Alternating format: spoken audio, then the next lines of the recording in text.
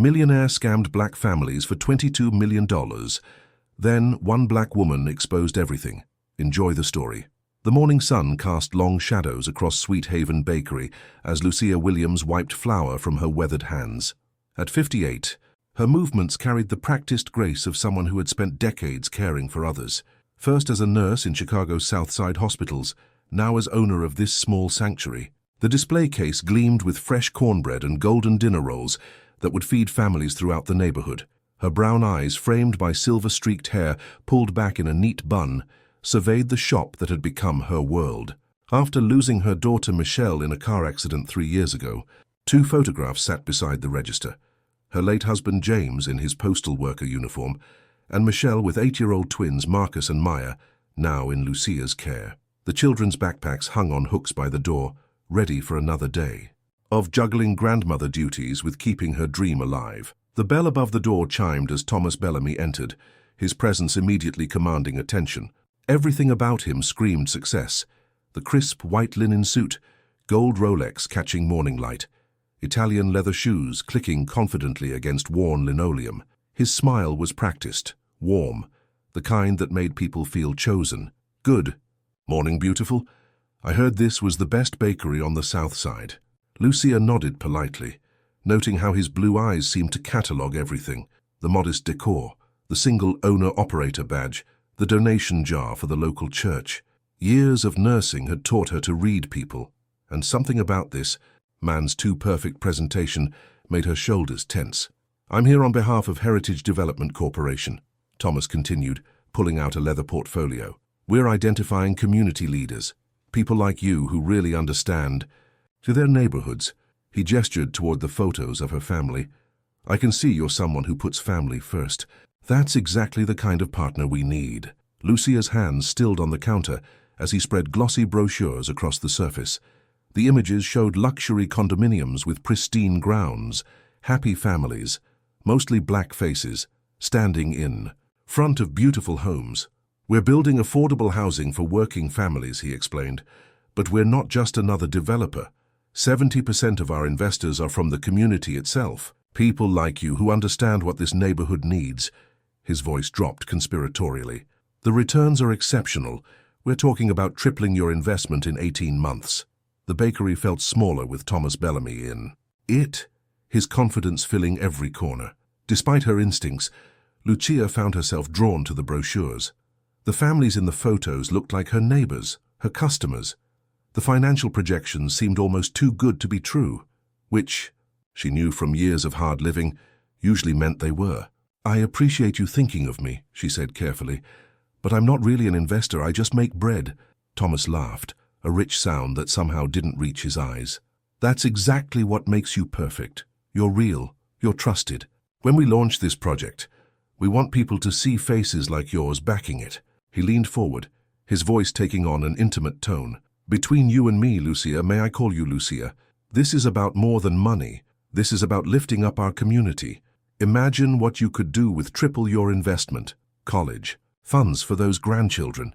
Maybe expand this beautiful bakery. But what would happen when the golden promises turned to dust? When the man in the white suit revealed his true nature, would Lucia have the strength to fight back, or would she become just another victim of his carefully crafted lies? The next morning brought Pastor Raymond Thompson to Lucia's bakery, his presence lending weight to Thomas Bellamy's proposal. A respected figure in the community, who had baptized Marcus and Maya, stood beside Lucia at James's funeral and blessed the bakery's opening day. His endorsement carried the authority of decades in ministry. Sister Lucia, he said, accepting the cup of coffee she offered, I've been praying about this heritage development opportunity. The Lord has shown me great things. Thomas stood beside him, nodding solemnly as the pastor spoke. This isn't just about making money. It's about building up our people.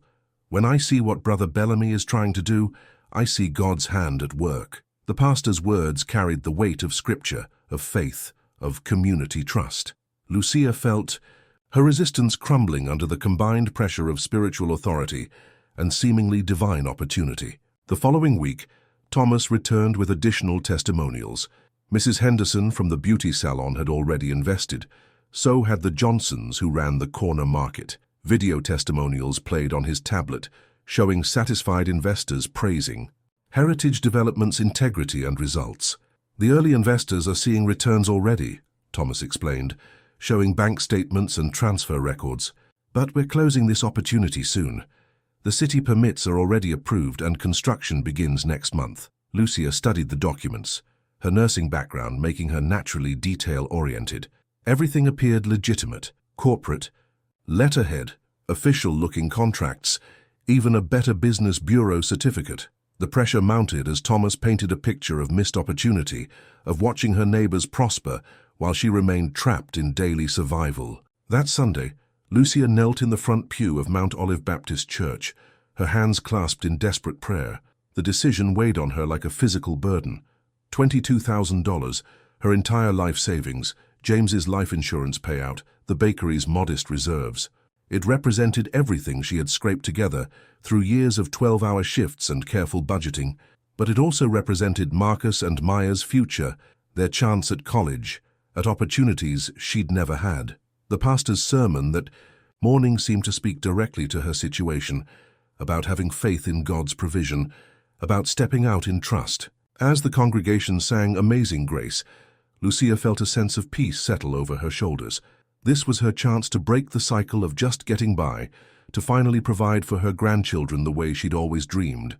How could she have known that with her signature, she was signing away not just her money but her faith in humanity itself? 6 weeks later, Lucia tried to visit the construction site.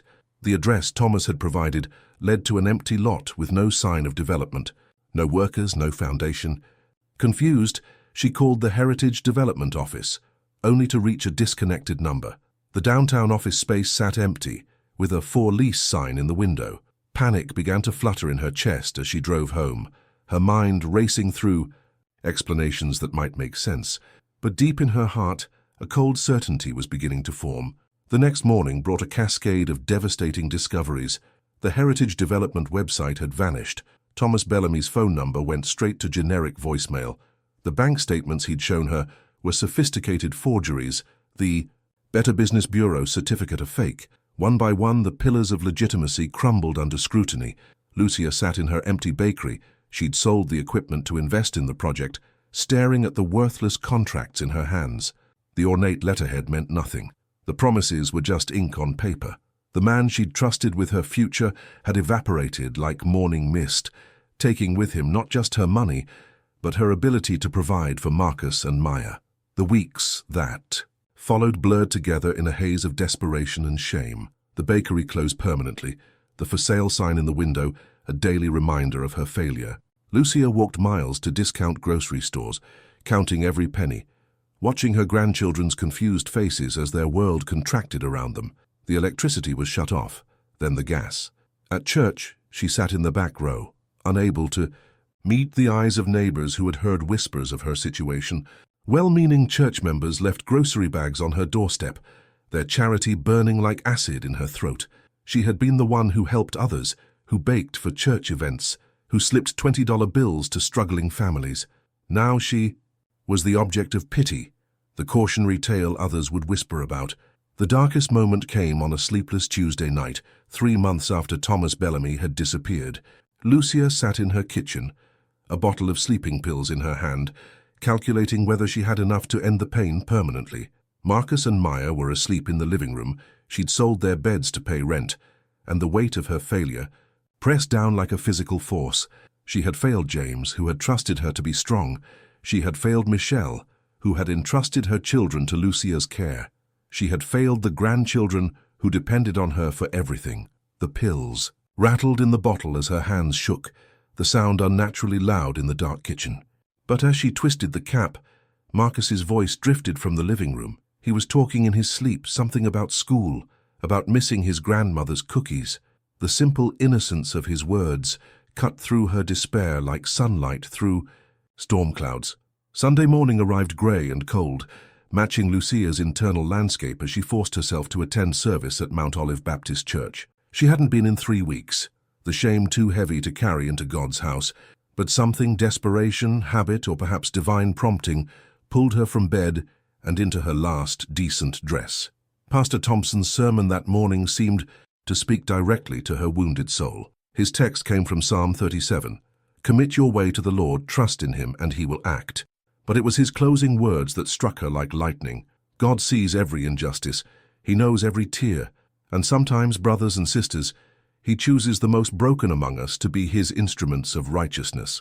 The one who brings darkness will be dragged into the light. Lucia felt something shift inside her chest, a spark of her old fighting spirit flickering back to life. She thought of her years as a nurse, advocating for patients who had no voice, standing up to doctors who dismissed concerns, fighting insurance companies that tried to deny care.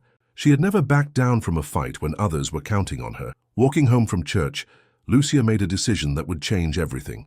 Instead of hiding in shame, she would investigate. Instead of accepting defeat, she would fight back. That afternoon, she pulled out every document related to heritage development, spreading them across her kitchen table like a general planning a battle. She began making phone calls, starting with the phone numbers on the fake testimonials Thomas had shown her. Most were disconnected, but 2 led to actual people, other victims who had been scammed by variations of the same scheme.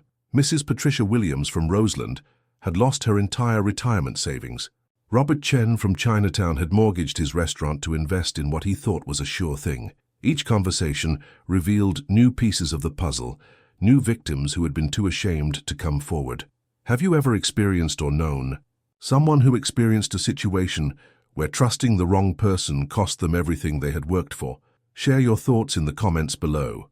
By the end of the week, Lucia had identified 12 other victims in Chicago alone, each with a similar story of trust betrayed and dreams shattered. She organized a meeting at Mount Olive Baptist Church, watching as one by one, people she had never met walked through the doors carrying the same burden of shame and loss. There was Sarah, a teacher who had invested her daughter's college fund.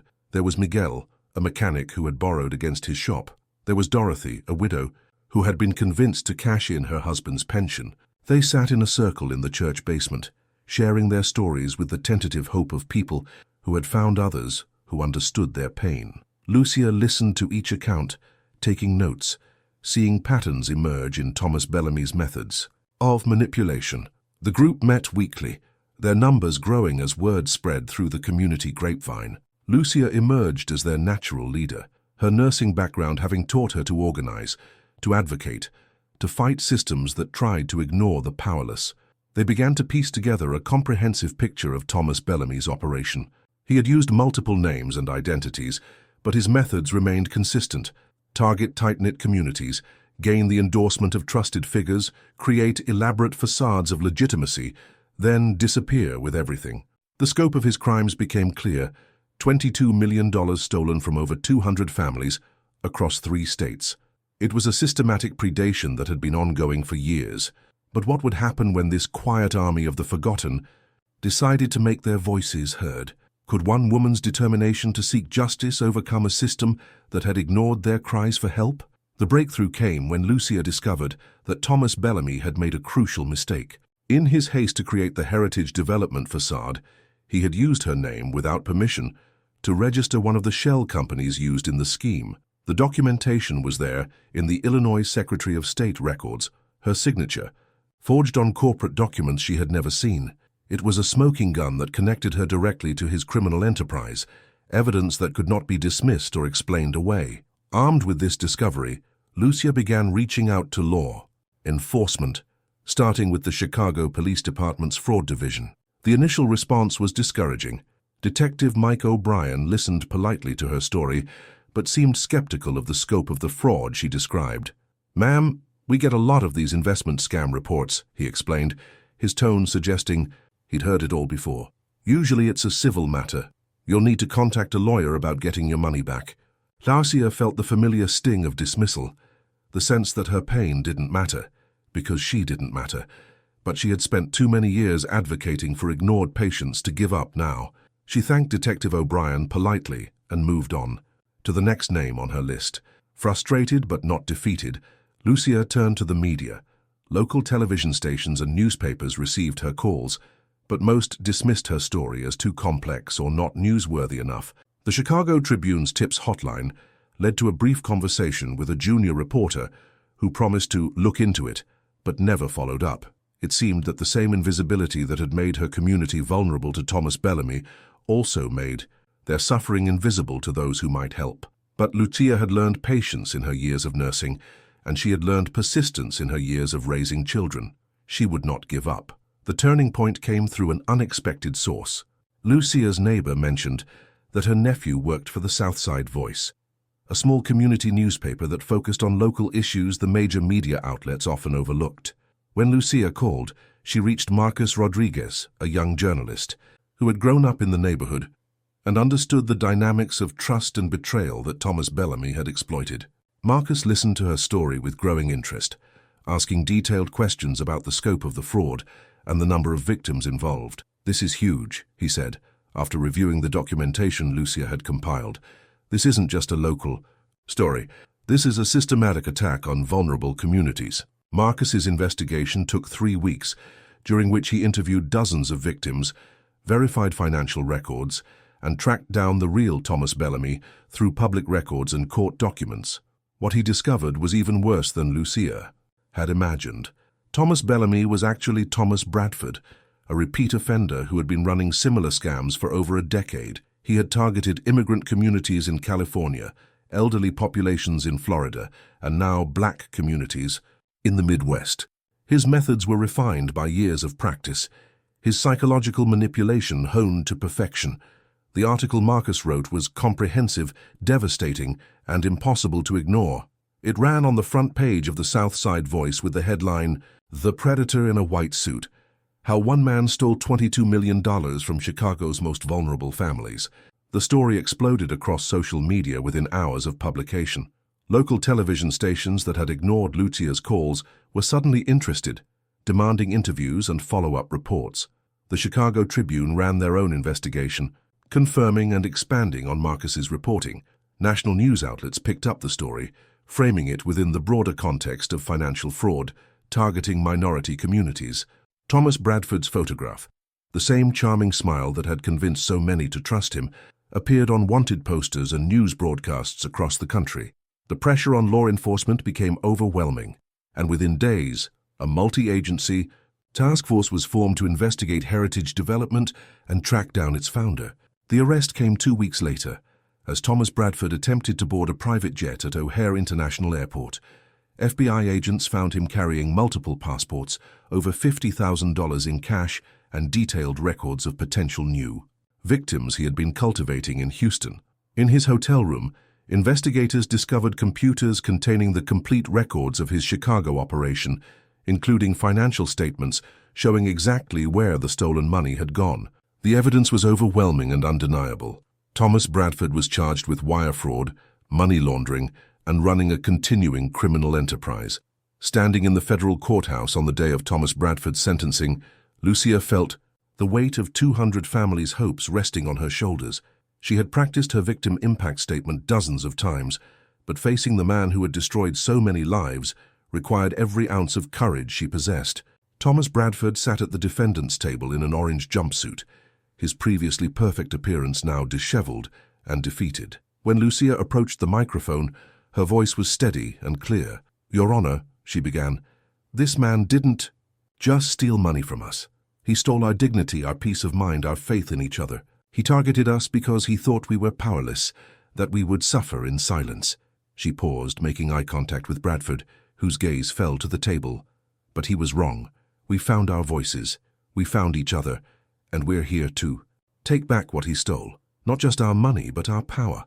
The judge sentenced Thomas Bradford to 22 years in federal prison, 1 year for each $1 million he had stolen. But Lucia knew that justice meant more than just punishment. It meant restoration. The civil lawsuit she had organized with the help of pro bono attorneys resulted in the seizure of Bradford's hidden assets: bank accounts in the Cayman Islands, luxury cars, 2 properties in Florida, and investment portfolios worth millions. The recovery process took 18 months, but eventually over $18 million was returned to the victims. It wasn't everything they had lost, but for most families it was enough to rebuild their lives and restore their dreams. Lucia used her recovered funds to reopen Sweet Haven Bakery, but this time as something greater than a simple business. The new location was twice the size of the original, with a community meeting space in the back and a job training program for women who had been victimized by financial fraud. 5 of the heritage development victims now worked as bakers and managers, their partnership creating a cooperative that shared both profits and decision-making. Above the entrance, a small brass plaque read, "From pain to purpose. This place stands because we refuse to stay silent." The bakery became a symbol of resilience, a place where the community could gather to heal and help each other avoid future scams. Today, Lucia receives letters from across the country, from other fraud victims who found hope in her story, from community organizers who use her example to build their own advocacy networks, from young women who see in her proof that age and circumstance don't determine worth. She speaks at community centers and churches, teaching financial literacy and warning about the sophisticated tactics used by modern con artists. Her message is always the same: trust your instincts, verify everything, and remember that if something seems too good to be true, it probably is. But more importantly, she tells her audiences, never let shame silence you when you've been wronged. Your voice matters, your story matters, and your courage to speak up might be exactly what someone else needs to hear. In the end, Lucia Williams discovered that the greatest return on her investment wasn't financial. It was the knowledge that she had found her purpose in the midst of her pain. The grandmother who had once contemplated ending her life became a beacon of hope for others lost in darkness. The woman who had been targeted because she appeared powerless became a force that powerful people couldn't ignore. Her story reminds us that evil may dress in expensive suits and arrive in helicopters, but it only takes one person with courage and determination to bring it crashing down. Sometimes the smallest seed, planted in the darkest soil, grows into the mightiest tree. Thomas Bradford tried to bury Lucia and the families he victimized, but he didn't understand a fundamental truth about human nature. We were not meant to stay buried. We are seeds that grow stronger in darkness, roots that run deeper under pressure, spirits that rise higher when pushed down. Lucia's legacy lives on in every victim who finds their voice, every community that refuses to be silent, every person who chooses to fight back instead of giving up. Her story proves that justice may be delayed, but it will not be denied when good people refuse to surrender their power to those who would abuse it. You are amazing. If you genuinely enjoyed this story, please leave a like and subscribe. It's a great feedback for me. If it made you feel seen, heard, or simply reminded you that change is still possible, share it with someone who needs a little hope today. See you.